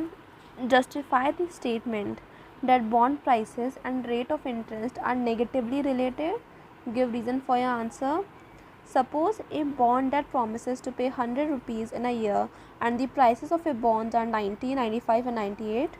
Calculate the interest rate on the bond for a year at different level of prices of the bond. Okay, so let's just start with कि what is a bond? Bond क्या होता है? तो a bond is something that you buy today and get a fixed amount in future. आप इसको आज खरीद रहे हो एंड फ्यूचर में एक फिक्स्ड अमाउंट आपको मिलेगा, दिस इज़ ए बॉन्ड। जैसे आप आज खरीदो and you get a fixed amount in future. Okay, so अब हमें क्वेश्चन में दिया हुआ है कि एक बॉन्ड है डैट प्रोमिसेस टू पे 100 इन अ ईयर। जिस क्वेश्चन में जिस बॉन्ड की बात हो रही है, that will pay you back 100 rupees after a year, and the price of this bond could be 90, 95 or 98. These are the prices of the bond. Now we have to calculate interest rate on the bond for a year at different level of prices. Different level of prices पे हमें interest rate calculate करना है on the bond, ठीक है, 1 साल तक का।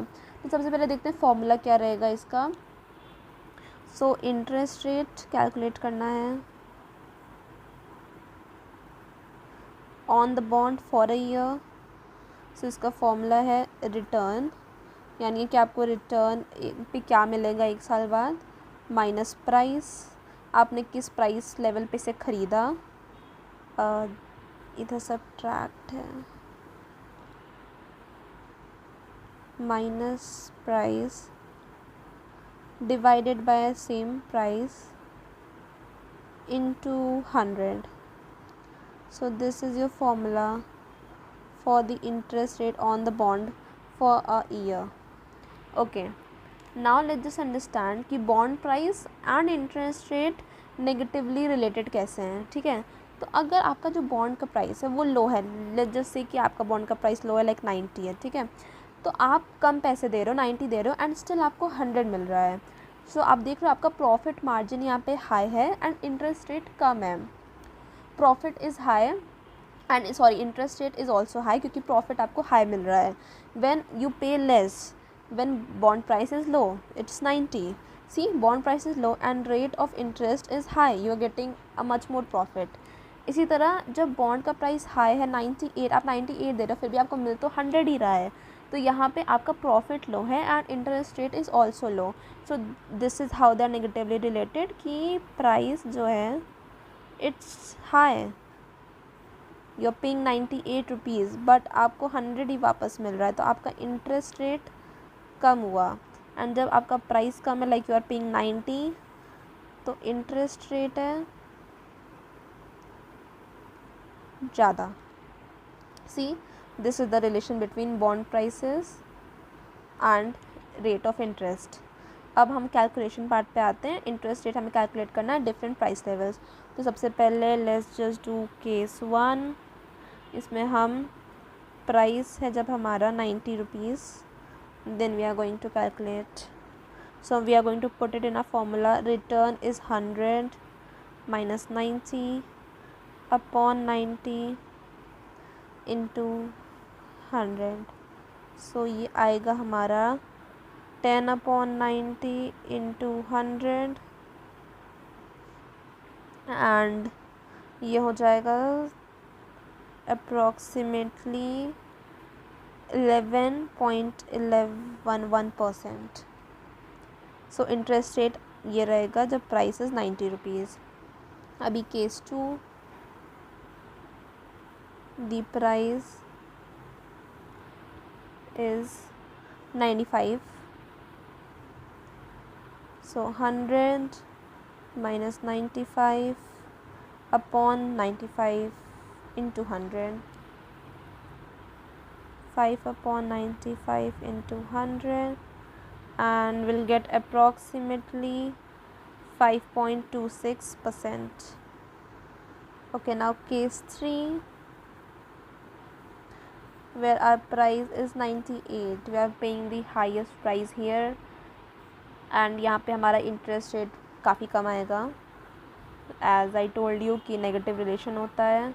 सो 100 upon 98 upon 98 into 100, 2 upon 98 into 100 and approximately we will get 2.04%. See, this is our interest rate for this case and it is the lowest when you will compare it to the interest rate जब आप 90 rupees का bond खरीद रहे थे। So this is the answer. अभी अगला question, assume that all the individuals do not hold currency and that the reserve ratio is 0.25. We also have to assume कि monetary base is 300 crores and calculate the amount of reserves, checkable deposits, the money supply, the money multiplier. Okay, सबसे पहले basics cover करते हैं कि reserve ratio क्या है, अगर किसी को नहीं पता है तो। रिज़र्व रेशियो वो फ्रैक्शन होता है डिपॉजिट्स का जो बैंक अपने पास रखता है एज रिजर्व्स। इट मीन्स कि जब जैसे आप बैंक में डिपॉजिट करते हो पैसे, तो बैंक जो होता है उसी पैसे को लोन के तौर पे जिन लोगों को लोन लेना होता है उसे लेंड करता है, बट सारा नहीं लेंड करता है, वो कुछ पार्ट अपने पास रखता है एज सेफ्टी।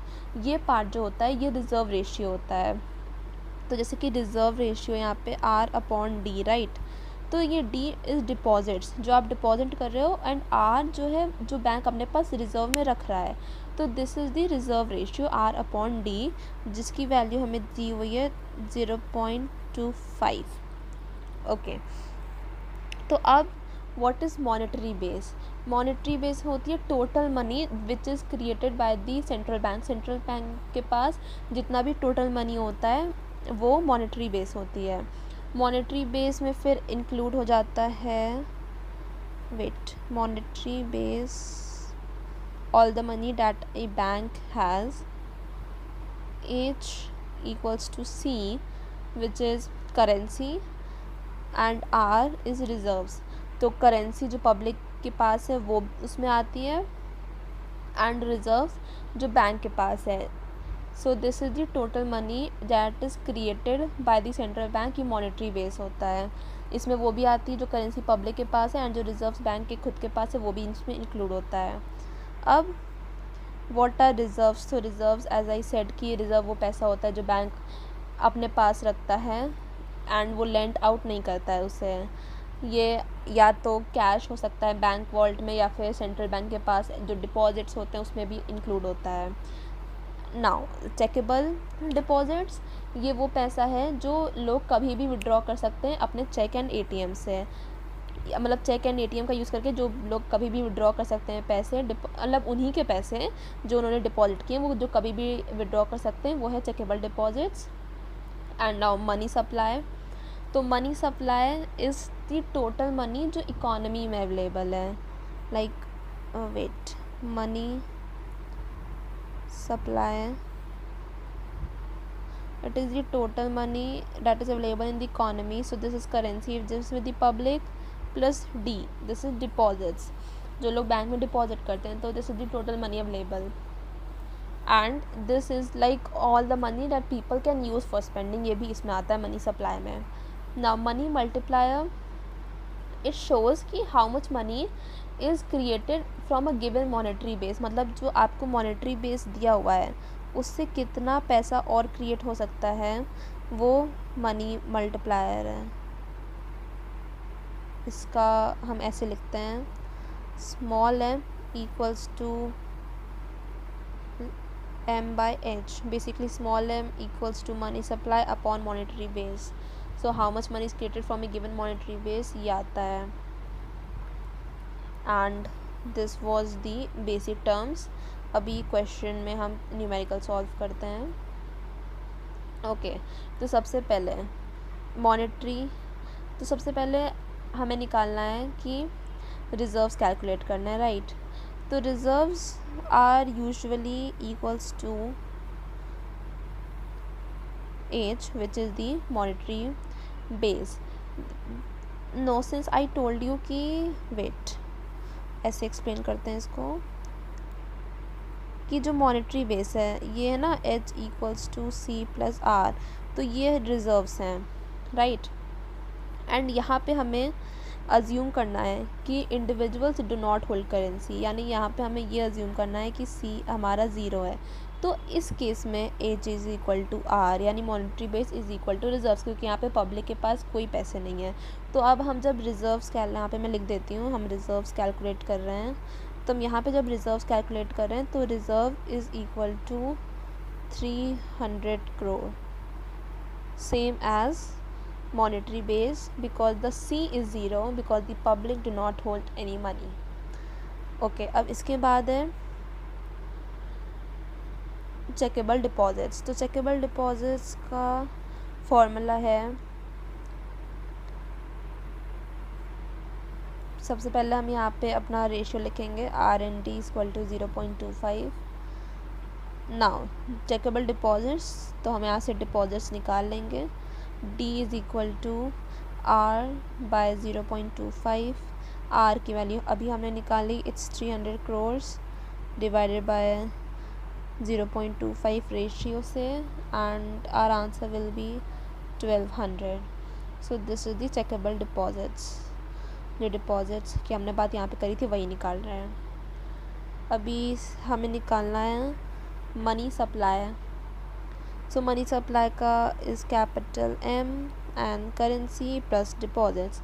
अगेन बिकॉज यहाँ पे हमारे पास कोई करेंसी नहीं है, so money supply is equals to deposits which is 1200 again. Now lastly money multiplier, इसको मैं यहाँ निकाल दे रही. ओके, मनी मल्टीप्लायर के लिए capital M upon H. So हमारा M आया था 1200 and H is R 300 crore. तो the answer will be 4. So our money multiplier is 4. And this was it. ये क्वेश्चन कंप्लीट हो गया है. इसमें बेसिकली आपको बेसिक्स डेफिनेशन पता होनी चाहिए, जो बेसिक्स बैंकिंग टर्म्स होते हैं वो पता होने चाहिए, एंड उनसे इट इज़ आप निकाल लोगे आराम से अगर आपको बेसिक भी पता है कि जैसे मॉनेटरी बेस कैसे बनता है, C+R यानी करेंसी जो पब्लिक के पास है प्लस रिजर्व्स जो बैंक के पास है, मनी सप्लाई कैसे बनता है, करेंसी एंड डिपॉजिट्स. तो इस तरह करके. Okay, next question. इसका पहले बी पार्ट करते हैं, वो समझने में ज़्यादा आसान है. पहले what explains the fact that the increase in income is smaller than the increase in autonomous spending times the simple multiplier alpha G explain with the help of a diagram. तो इसमें ये क्वेश्चन पूछा है कि ये हम इस fact को कैसे एक्सप्लेन कर सकते हैं कि इंक्रीज़ इन इनकम जो होती है वो लेस देन होती है increase in autonomous spending equal into the multiplier. तो इसको ऐसे समझते हैं कि एक पहले इमेजिन कि गवर्नमेंट है जो वो एक हाईवे बिल्ड कर रही है, और हाईवे बिल्ड कर रही है तो वो अपना बजट रखती है 1000 crores का. ओके,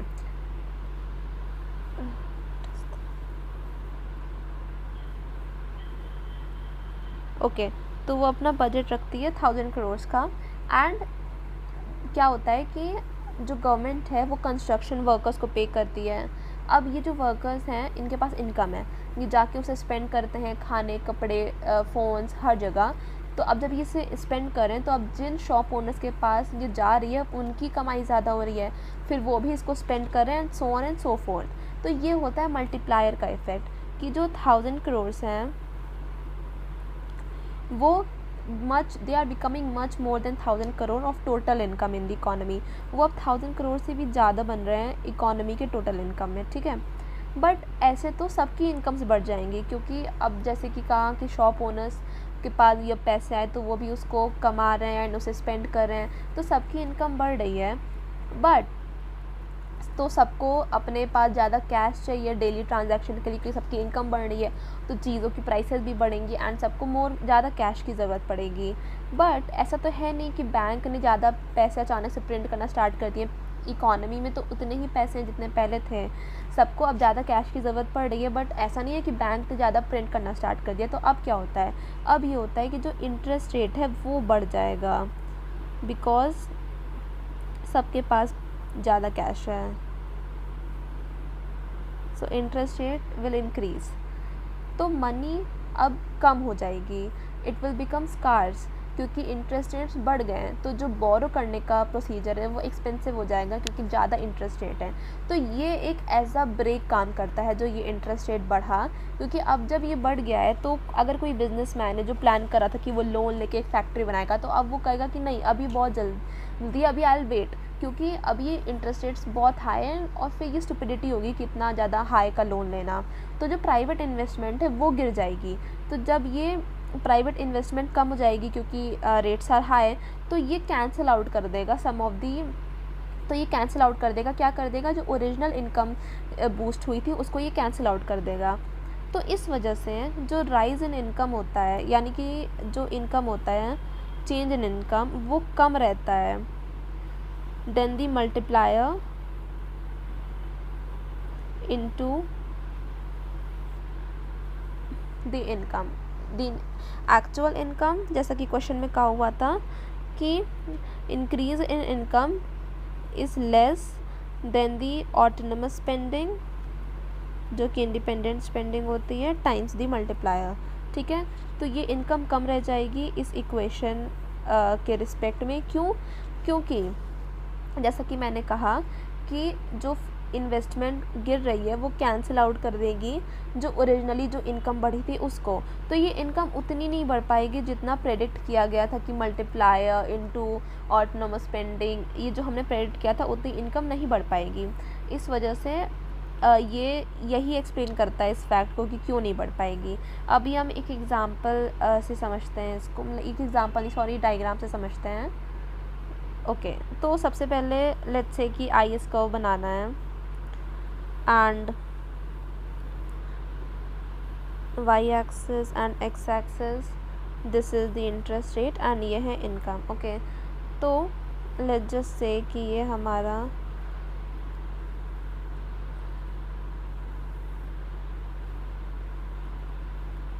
ये हमारा 45 डिग्री वाला कर्व है।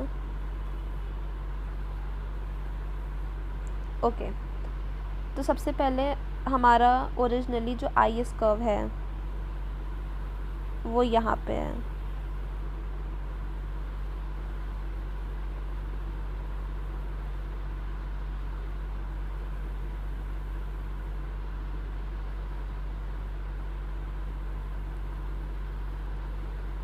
This is Y, not the Y axis but Y as an income, और ये इंटरेस्ट रेट है। सो ये आई एस नॉट हमारा पहला कर्व है, फुल मल्टीप्लायर। अभी जब चेंज आ रहा है, द इनकम राइज कर रही है, सो हमारा नेक्स्ट यहाँ बनेगा which is I S 1। This is the and the original equilibrium will be somewhere around here. Original equilibrium is this point E naught, where the rates was R naught. फिर there is a change in interest rate also, जिससे कि जो delta जो R1 है, the equilibrium will be now here E1।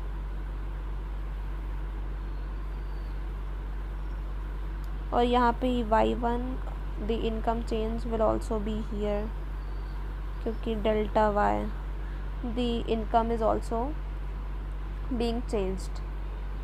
तो जब हमारा I S curve shift right हो रहा है तो जो फुल मल्टीप्लायर अमाउंट है is reaching at the old interest rate, but ये जो एल एम कर्व है इसका स्लोप अपवर्ड्स है।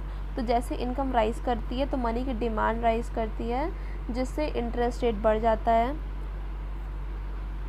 अब जो ये गैप है इनकम का, ये वही अमाउंट है जिसकी वजह से जो इन्वेस्टमेंट थी वो गिर गई थी। ये वही अमाउंट है क्योंकि इंटरेस्ट रेट बढ़ गए थे एंड इन्वेस्टमेंट गिर गई थी due to higher interest rate. तो this is that crowded out amount. So this was the diagram. How and why does the multiplier and interest sensitivity of aggregate demand affect the slope of the IS curve? Explain with the help of a diagram. सबसे पहले IS curve क्या होता है वो समझते हैं, और इसमें ये बताना है कि IS कर्व को मल्टीप्लायर और इंटरेस्ट सेंसिटिविटी कैसे अफेक्ट करती है। तो IS कर्व ये क्वेश्चन बताता है आपको कि अगर इंटरेस्ट रेट फॉल कर रहा है, कम हो रहा है, तो हाउ मच, कितने से इनकम बढ़ेगी। जैसे कि वेट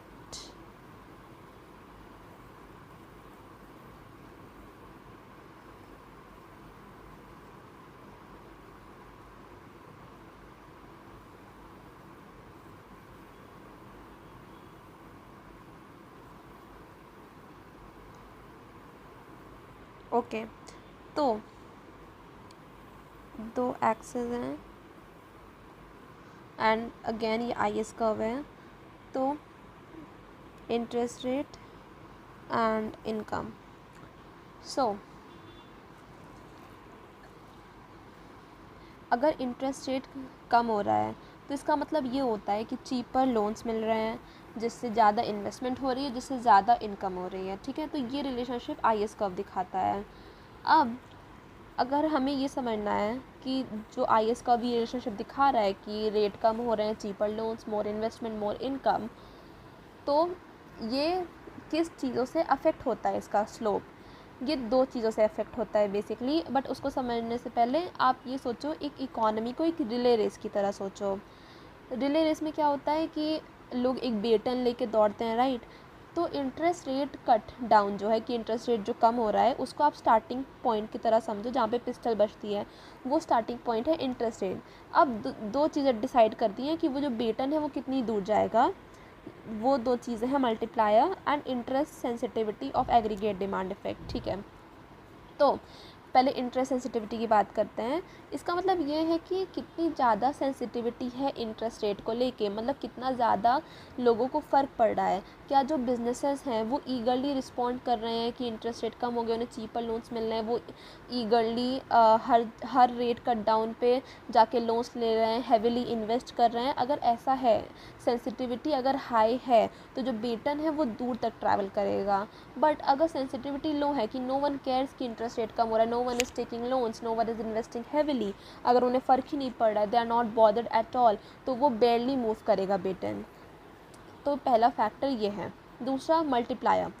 जब इन्वेस्टमेंट बढ़ती है तो मल्टीप्लायर डिसाइड करता है कि उसका कितना ज़्यादा इफेक्ट रिपल हो रहा है पूरी इकोनॉमी के थ्रू आउट। अगर बड़ा मल्टीप्लायर है तो एक लॉन्ग रिपल आएगा पूरी इकोनॉमी में, एंड दी बेटन अगेन दूर तक ट्रैवल करेगा। अगर ऐसा नहीं है तो वो ट्रैवल नहीं करेगा ज़्यादा। तो यही दो फैक्टर्स दिखाते हैं कि आपका कितना ज़्यादा स्लोप फ्लैट है या फिर स्टीपर है। फॉर एग्ज़ाम्पल, एक slope, this is a flat slope and this is a steeper slope in comparatively. तो अगर दोनों फैक्टर्स जो हैं, high sensitivity and high multiplier, दोनों केसेस में बेटन दूर तक जा रहा है, राइट? तो दोनों ही केसेस में एक स्मॉल रेट कट की वजह से इनकम ज़्यादा बढ़ रही है।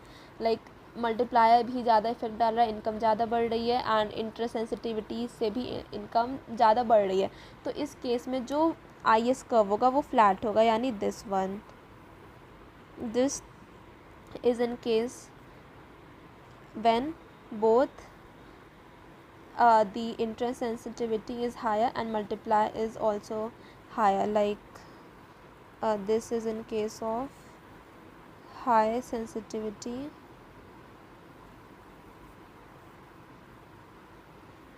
plus big multiplier.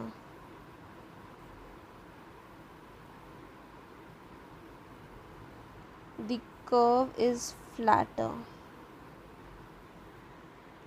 अगर ऐसा दोनों चीज़ें ऐसी नहीं है, सेंसिटिविटी लो है एंड मल्टीप्लायर स्मॉल है, तो ये आएगा low sensitivity plus small multiplier and the curve will be steeper, जैसा कि हमें दिख रहा है। सो इन दोनों फैक्टर्स की वजह से ऐसा इफ़ेक्ट आएगा। And this was the graph. Basically यहाँ पे अगर इसे और अच्छे से बताएं तो this one is the IS2 and this one is IS1, ये एक्सप्लेन कर दिया है। यहाँ पे it will B R1 interest rate के चेंजेस, एंड यहाँ पे it will be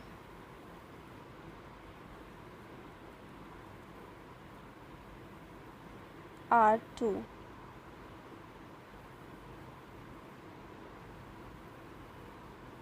So this is how the graph is going to look, and ये डायग्राम है।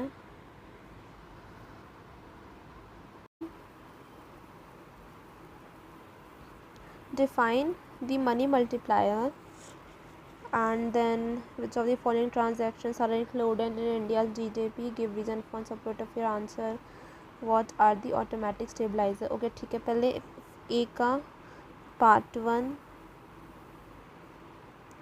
Money multiplier. जैसा कि प्रीवियस क्वेश्चन में भी देखा था, मनी मल्टीप्लाई क्या होता है, ये दिखाता है कि जो टोटल मनी सप्लाई है वो कितना इंक्रीज़ होता है एक मॉनेटरी बेस से देखने पे। जैसे इसका फॉर्मूला है, money multiplier is money supply upon monetary base. So ये एक रेशियो है of total money supply to the monetary base. जैसे ये मॉनेटरी बेस है and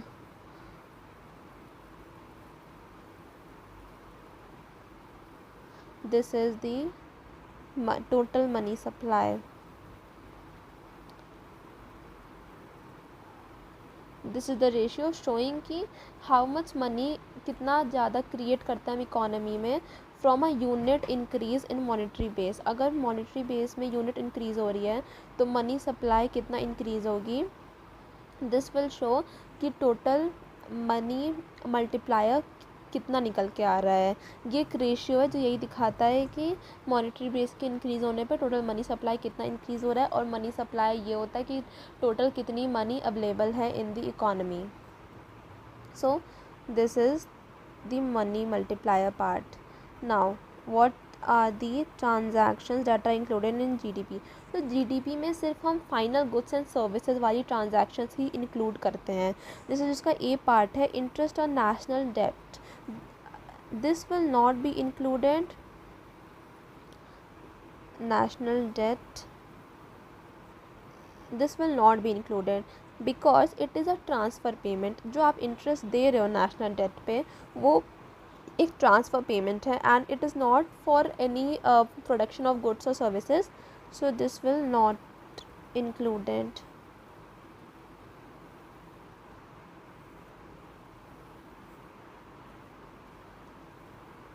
included in GDP। Next इसका B part, commission of real estate agent। So commission charged by him, this will be included in GDP because he is charging his commission in exchange of his services, right? ये ऐसा तो है नहीं कि it is a transfer payment, no, it will be included in GDP because it represents current production and it is a service income। ये एक service पे दी हुई इनकम है and it represents current production।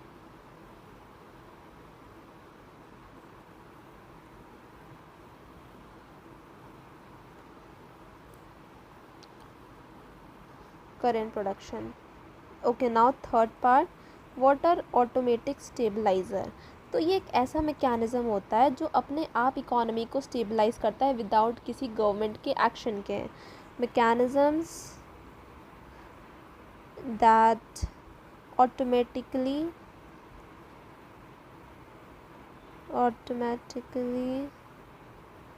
stabilize the economy without any government intervention or government action। So how does this work. तो जैसे कि अगर recession चल रहा है तो रिसेशन में क्या चल रहा है कि इनकम कम है, रिसेशन चल रहा है इफ़ सपोज़, तो इसमें क्या हम देख सकते हैं कि इनकम कम है, राइट, एंड टैक्सेस भी कम है, गवर्नमेंट ट्रांसफ़र्स भी कम हैं, बट गवर्नमेंट ट्रांसफ़र्स फिर हम इंक्रीज़ करेंगे क्योंकि we have to tackle this situation. तो government transfers will get increased, तो इससे क्या होगा कि डिमांड फिर इंक्रीज़ होगी and it will help to reduce the recession. क्योंकि इनकम कम है तो गवर्नमेंट हेल्प करेगी अपने साइड से, नॉट गवर्नमेंट हेल्प करेगी बट दी गवर्नमेंट ट्रांसफ़र जो वैसे भी होते हैं उसकी वजह से डिमांड इंक्रीज़ होगी तो वो अपने आप चीज़ें सही होंगी। ऐसा कुछ गवर्नमेंट इंटरफेरेंस इसमें नहीं है, ये ऐसी चीज़ें हैं ट्रांसफ़र जो ऑलरेडी होती हैं। अब अगर बूम चल रहा है इकोनॉमी में तो अगेन फिर इस समय इनकम ज़्यादा है, टैक्सेस भी ज़्यादा हैं, तो ट्रांसफ़र्स कम हो जाएंगे एंड डिमांड डिक्रीज़ हो जाएगी, ट्रांसफर्स कम हो जाएंगे एंड डिमांड डिक्रीज़ हो जाएगी। इस वजह से एक बैलेंस बना रहता है एंड ये ऑटोमेटिकली इकोनॉमी स्टेबलाइज हो जाती है। तो यही होते हैं ऑटोमेटिक स्टेबलाइजर्स। ऐसे फिजिकल टूल्स होते हैं जैसे taxes and transfer payments that automatically reduce economic fluctuations without any government interventions.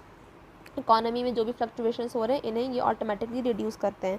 जैसे कि अगर कभी बहुत ज़्यादा बूम चल रहा है तो गवर्नमेंट टैक्सेस बढ़ा देती है ताकि जो लोगों की इनकम है वो फिर वो ज़्यादा टैक्सेस में जाता है तो वो अपने आप बैलेंस हो जाता है। एंड रिसेशन में गवर्नमेंट टैक्सेस कम कर देती है क्योंकि ऑलरेडी लोगों की इनकम कम है। तो यही है पूरा फंडा ऑटोमेटिक स्टेबलाइजर्स का। That's it for today's lecture. I hope so मजा आया होगा और चीजें डेफिनेटली आसान लगी होंगी। कुछ नया यहाँ पर भी एडिशनल सीखने को मिला होगा, कुछ एक्स्ट्रा क्वेश्चन प्रैक्टिस आपकी हो गई होगी। तो यही था वैसे मोस्टली मैक्रो इकोनॉमिक्स वालों के लिए। Thank you so much for attending all the lectures.